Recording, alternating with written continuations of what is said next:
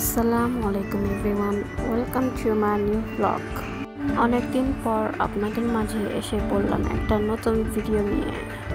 বেশ কিছুদিন আগে দেশের যে পরিস্থিতি ছিল সেটাকে একটু সাইডে রেখে তারপর আমরা প্ল্যান করেছি যে আমরা মুভি দেখতে যাব।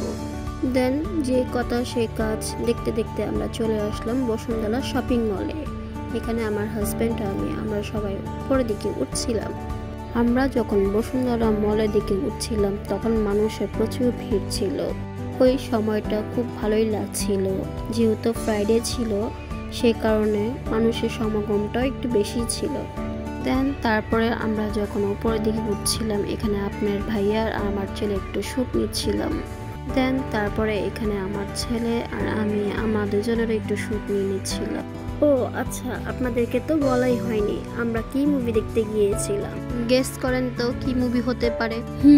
ঠিক মনে করেছেন, অনেকদিন যাবত তুফান মুভি দেখা ইচ্ছে ছিল, সেই জন্য দেখে আসলাম। কি করব, একটু লেট হয়ে গিয়েছে, তখন তো আর টিকিট পাচ্ছিলাম না, এই জন্য একটু লেট করেই দেখলাম। তারপর এখানে আপনার ভাইয়া টিকিট কালেক্ট করে খাবার দাবার নিয়ে আমরা চলে গিয়েছিলাম থিয়েটার রুমে। তারপর ভিতরে যাওয়ার পর সেখানকার লোকজন আমাদেরকে সিটগুলো দেখাচ্ছিল যে আমরা কোথায় বসবো।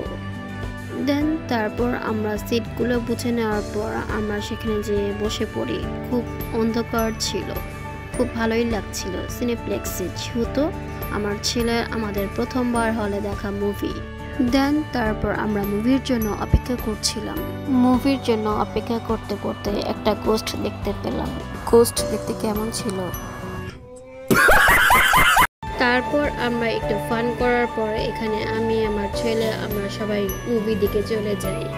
এখানে আমি একটু শ্যুট করে নিচ্ছিলাম, বেশ ভালোই লাগছিল। অবশেষে অনেক প্রতীক্ষার পর সাকিবের মুভি দেখতেই পেলাম। ফার্স্টে তার লুক অনেক সুন্দরই লাগছিল। তুফান ছবির প্রত্যেকটা লুক, স্টাইল এবং সবকিছুই খুব সুন্দরই ছিল।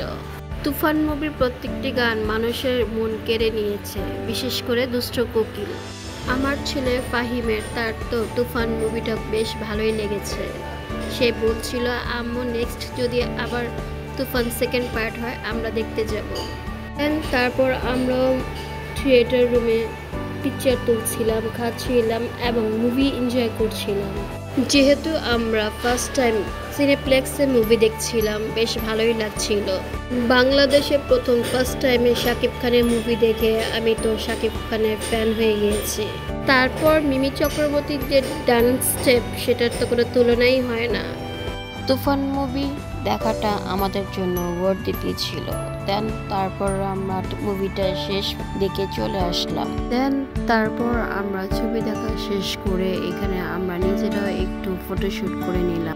দেখতে দেখতে আজকে ভিডিওটা এখানেই শেষ করছি। যদি ভালো লেগে থাকে অবশ্যই ফ্যামিলি অ্যান্ড ফ্রেন্ডের সাথে শেয়ার করবেন। দেখা হচ্ছে আবার নেক্সট কোনো ব্লগে। সে পর্যন্ত ভালো থাকুন, সুস্থ থাকুন, আল্লাহ হাফেজ। Thanks for watching.